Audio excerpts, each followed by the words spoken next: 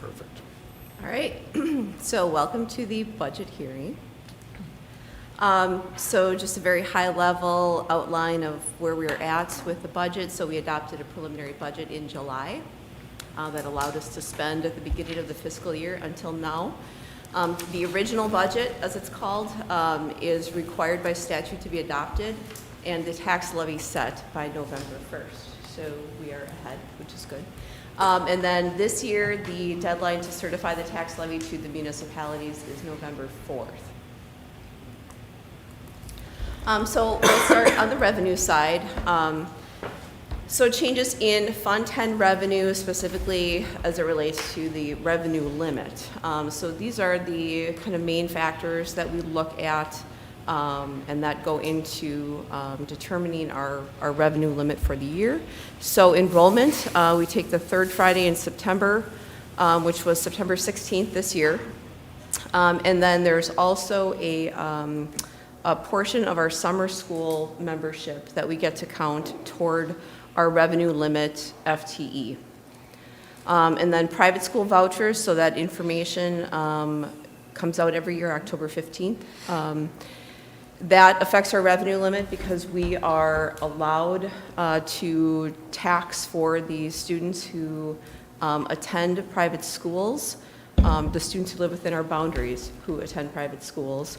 And then we turn around and pay that money back, and that money goes to the private schools, but we tax for it and then turn it over to them. So for us in Beaver Dam, that includes the Wisconsin Parental Choice Program, as well as the Special Needs Scholarship Program. So we'll look at those numbers in a few slides.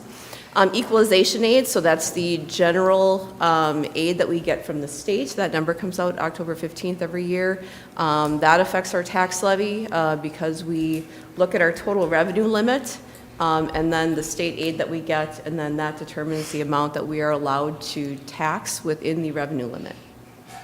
And then property values, those come out from the Wisconsin Department of Revenue every year on October 1st. So there are a couple different ones. So there's a computer aid and a personal property aid.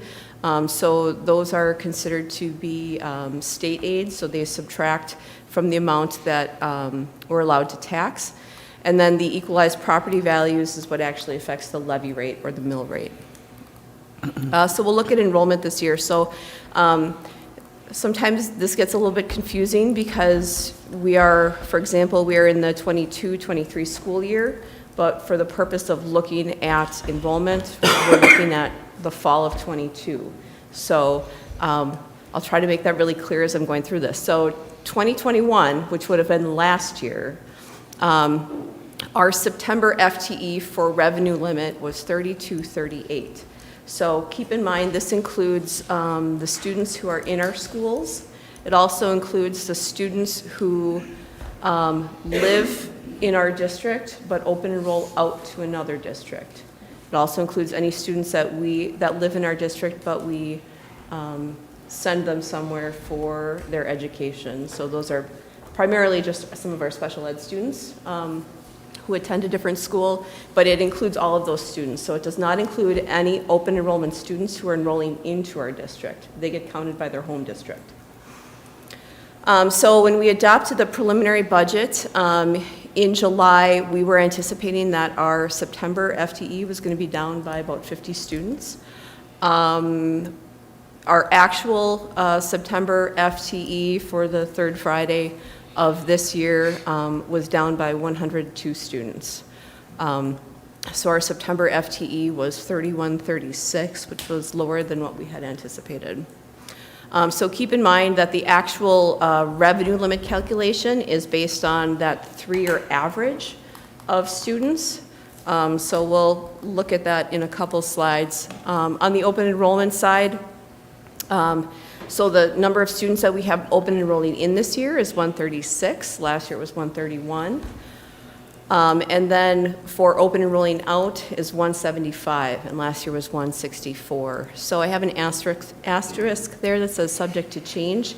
Those change throughout the school year. So at the end, when we get our final state aid payment, They look at what actual FTE of students did you have open enrolling in and out, and that adjusts your final state aid payment.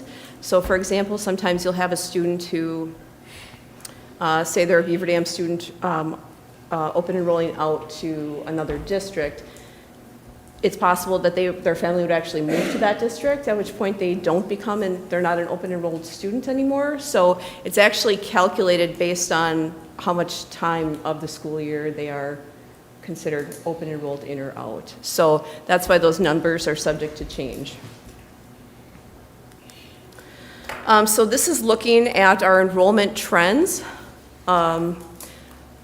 This is our revenue limit FTE. So what that means is it includes our third Friday in September, as well as the summer school portion of our FTE. So as you can see, for the most part, that has been steadily going down over, there's 11 years reflected here. So you can see that that's been going down. As far as the actual 3-year average that's used for calculating our revenue limit this year, so last year, 2021, you can see that it was 33.54. That's the 3-year rolling average. So our average for this year is 32.69. So we've had a decrease of 85 FTE for the purpose of revenue limit. That leads into this. So for our non-recurring exemptions, which means that they increase our revenue limit for the current year only. So if we didn't have these exemptions, our revenue limit would drop proportionately, but because we have these, this is just for 1 year. So we have a declining enrollment exemption of 852,205, and that's based on that decrease of 85 FTE from last year's rolling average. Prior year open enrollment, this is something that DPI figures out based on students who didn't get counted prior to that last state aid payment that we had, and so they fill that in. So it's a 1-year exemption of 17,560. Adjustment for refunded or rescinded taxes. So occasionally you will have, it could be a business or a person who contests their valuation, and they can appeal to the Department of Revenue and get that changed, and then it would basically decrease the amount of property taxes that they should have paid, so they get a refund, which means the refund needs to come from the entities who collected the taxes, which we are one of them. When that happens, we are allowed to add that back for 1 year to kind of recoup those taxes that we lost and paid back. So this particular one was something that Walmart had reached out to the DOR about and got their valuations decreased, so they got a refund, and now we have that 1-year exemption. And then the private school voucher aid deduction this year is $818,111. In a couple slides, we'll look at how that's broken down. So our total increase in our revenue limit due to those one-time exemptions is $1,726, or $1,726,163. So high poverty aid, so this is set in each biennial budget, which means it's set every 2 years. So a school district is eligible for this if at least 50% of the district's student enrollment on the third Friday in September in the immediately preceding even-numbered year were reported in WISE data as economically disadvantaged. So what this does is it counts as state aid, so it subtracts from the amount that we would be able to tax. So essentially it's similar to a property tax relief for our taxpayers. So we did receive this for this biennium. We did not receive it for the prior biennium. Both last year and this year, we received $185,030 from the state for this. So the choice program, or the vouchers, so the Wisconsin Parental Choice Program participation is up at the K-8 level. So last year we had 60 FTE. This year we have 69.6. But for 912, we actually held the same as we did last year, so we did not see an increase in that one. For the special needs scholarship program, there are 3 FTE. There were 3 FTE last year, although one of them this year is a partial scholarship. So that means that the student was found to no longer have the disability that they had had previously. And so normally the special needs scholarship program has a higher amount that the school gets for the special needs students. But if it's a partial scholarship, they only get the amount that you would normally get from any regular choice program. So the resident districts, which is us, revenue limit increases, so that non-recurring exemption for students participating in those programs. So this year, the Wisconsin Parental Choice Program, we will be taxing $783,560.40 to go back to those schools. And last year, you can see that it was just under $700,000. And then for that special needs scholarship program, this year it's $34,551. Last year was $39,039, but that's because of that partial scholarship. So that's why, even though it's the same number of FTE, the reimbursement or the payment is slightly less. So equalization aid, so this is the general aid that we get from the state. So district's aid is impacted by local factors, such as membership, shared costs from the prior year, property values, and then as well as state factors. So total money set aside for general aid, shared cost ceilings, and state property values per member. So you can see there the equalization aid that we are set to receive this year, as well as for the prior 2 years. So compared to last year, we will have a decrease of $985,644, which is 3.85%. Keep in mind that last year's equalization aid was higher because we did that debt defeasance. And so that actually, because we did that and that counts as a shared cost, that actually increased our state aid for that following year. So that's why our aid last year was higher than the previous year, and now we're back down a little bit again. So when we get to looking at the revenue limit, what this basically means is that with getting less state aid this year, there will be more money that we get from our revenue limit through local taxes. So property values, the state aid for exempt computers. So this has to do with computer software and related equipment. So this year we will be receiving $41,027. That's exactly the same as last year. State aid for exempt personal property. So it's machinery, tools, and patterns that are not manufacturing property. And so we will be getting $248, which is also no change from last year. So our equalized property values this year increased 14.9% over last year's valuation. So looking at some other districts that are somewhat similar to us or in close proximity, and we looked at this at the operations meeting, so we're 14.9. You can see how those other districts, what their increases were as well. So we are pretty close to center as far as this area. So the average state increase for K-12 districts, so not any K-8 or 9-12 districts, but K-12 districts was 14.02%. So we're a little over average, but quite average for this area. So as we had talked about, once we calculate what our allowable revenue limit is for this year, then what we would do is look at our state aid. So if you subtract the aid that we receive from the state, that tells you what you are allowed to tax within your revenue limit. And then keep in mind that within that revenue limit, we are required to make our Fund 39 debt payments. So that's for the $5 million that we took out a few years ago to be able to do some renovations at some of our elementary schools. And so we're required to take that payment out. So once we get that limited taxation, we subtract out the Fund 38 levy, and then we can see what we're left with for a Fund 10 levy. So that it shows this year's budget as well as the prior 2 years. So our revenue limit is down a little bit from last year.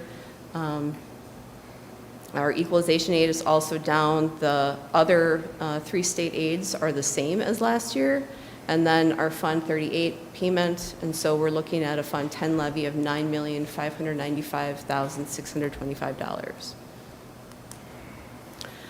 So our recommendation as far as the levy would be to levy that full amount for 10 and 38.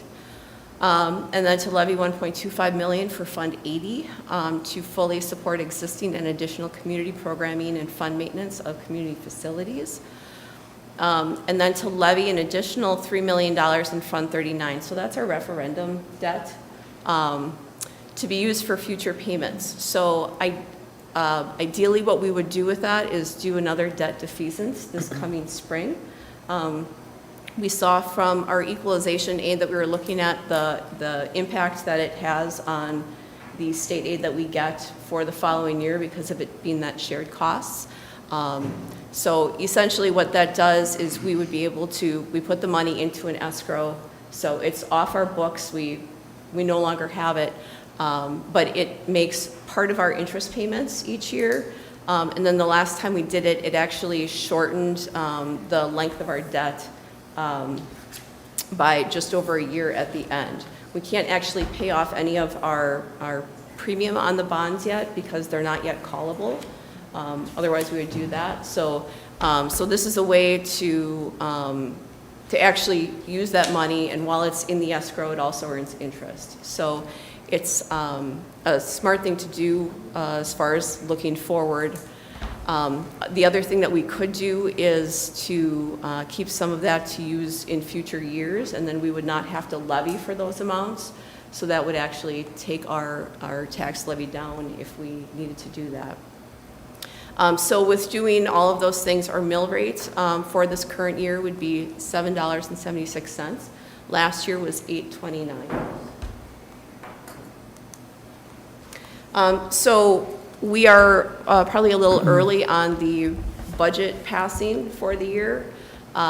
So we don't know what other districts' mill rates will be, but we have what they were last year just for comparison. So we were at that 829 last year. The state average was 867. So we were below that, and we were below several of the other districts that we would consider similar in our area.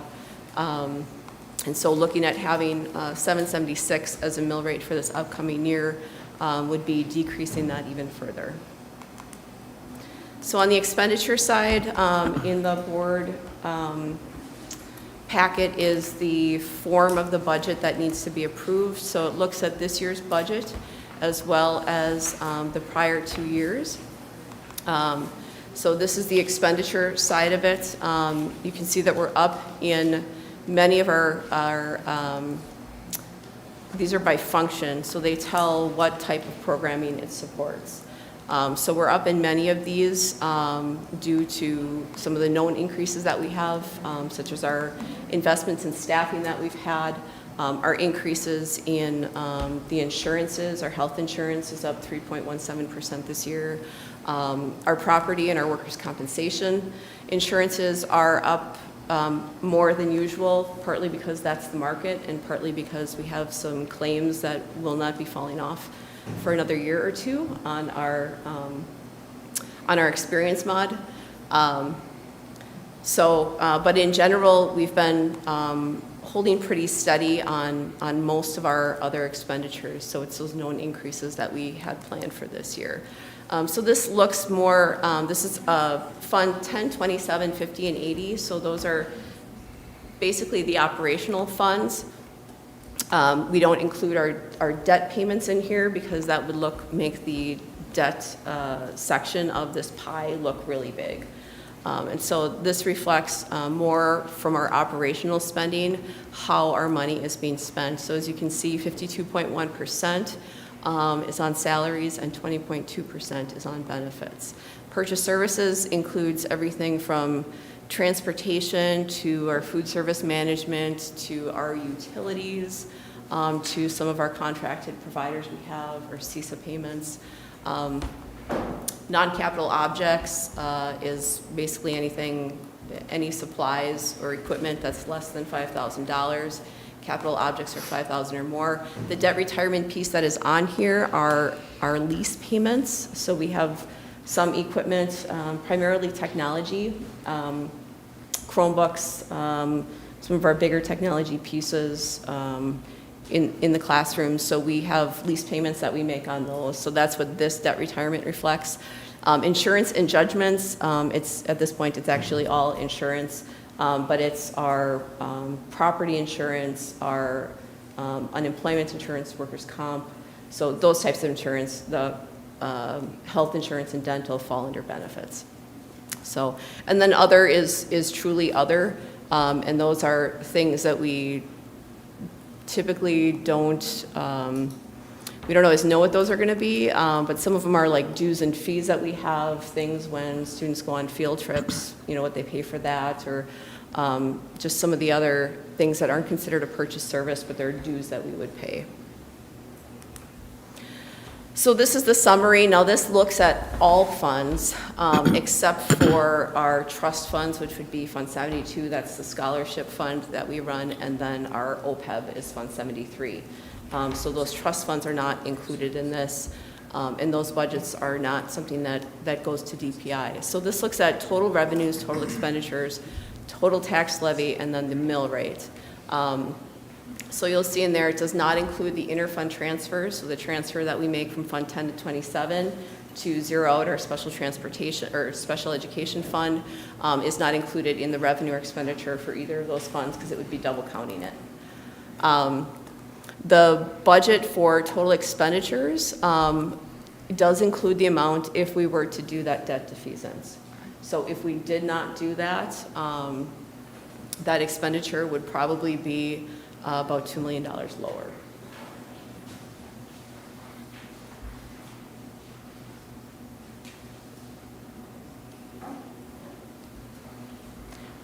I think that's it.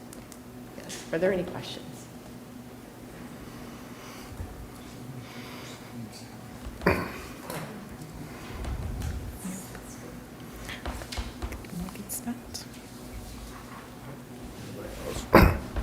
Just a quick question on we're seeing the enrollment numbers down because what? We're bigger classes are graduating and less kids coming in? Is Yeah, that I mean, that's what we're seeing. As far as the cause behind it, we don't necessarily have that, but this is something that districts across the state are seeing. So it's the whole state of Wisconsin is seeing lower student enrollment.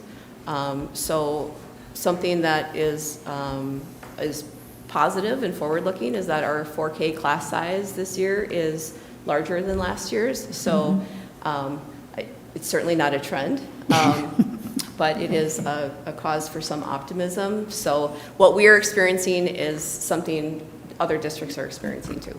Okay. Thank you for the explanation. It was really good. I only have one question, and that is, do you know exactly what our poverty rate is? It was more than 50. It's, I actually don't. Okay. It's right around 50. I mean, we barely just made it. Okay. And that's why, you know, the previous 2 years we didn't receive it, so we kind of keep hovering around that 50. So this past count that we had in September is actually going to determine if we get that for the next biennium, but we don't have those numbers yet. So DPI hasn't announced who's going to be getting it yet. Got it. Any other questions from the board? If not, any other questions from guests at this point?